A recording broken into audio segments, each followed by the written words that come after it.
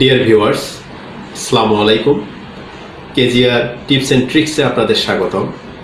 আমি কৃষিবিদ মোহাম্মদ গোলাম রসুল, সেলস প্রফেশনে দীর্ঘদিন যাবৎ কর্মরত আছি। আজকে যে বিষয়টি নিয়ে কথা বলার জন্য আপনাদের সামনে উপস্থিত হয়েছি তা হচ্ছে কাস্টমার কমপ্লেইন ভার্সাস সেলস। আপনারা যারা সেলসে কাজ করেন তাদেরকে প্রতিনিয়ত কাস্টমারদের বিভিন্ন কমপ্লেইন হ্যান্ডেল করতে হয়। আর এই কাস্টমার কমপ্লেন ভালোভাবে হ্যান্ডেল করতে না পারলে কাস্টমার সঙ্গে ব্যবসায়িক সম্পর্ক নষ্ট হয়, যার কারণে আপনি সেলসে অনেক পিছিয়ে পড়তে পারেন। তো ভিউয়ার্স, চলুন দেখে নেওয়া যাক কাস্টমার কমপ্লেন হ্যান্ডেল করার ক্ষেত্রে কী কী বিষয় মাথায় রাখতে হবে। আপনি যে কাস্টমারের কমপ্লেন হ্যান্ডেল করতে যাচ্ছেন তার একটা সাইকোলজিক্যাল অ্যানালাইসিস আপনার কাছে থাকতে হবে। অর্থাৎ কাস্টমার কোন বিষয়গুলো নিয়ে আপনাকে বেশি কমপ্লেন করতে পারেন সেটা পুরো থেকে জানা থাকলে ওনাকে স্যাটিসফাইড করা আপনার জন্য সুবিধা হবে।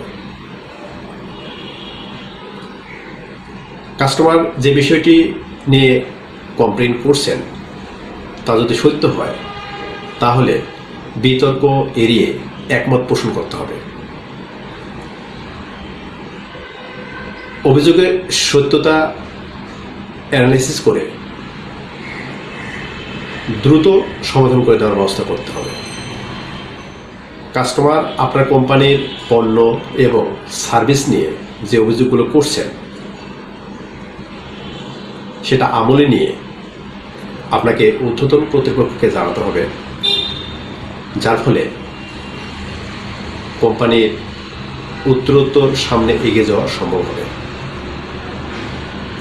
আপনার অভিজ্ঞতা এবং দক্ষতা দিয়ে সর্বোপরি উপস্থিত বুদ্ধিমত্তা খাটিয়ে কাস্টমারের কমপ্লেন হ্যান্ডেল করতে হবে।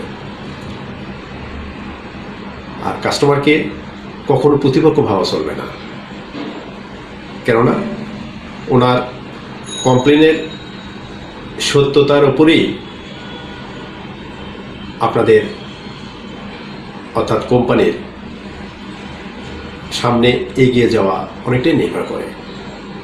তো ভিউয়ার্স, আজ এখানে শেষ করছি।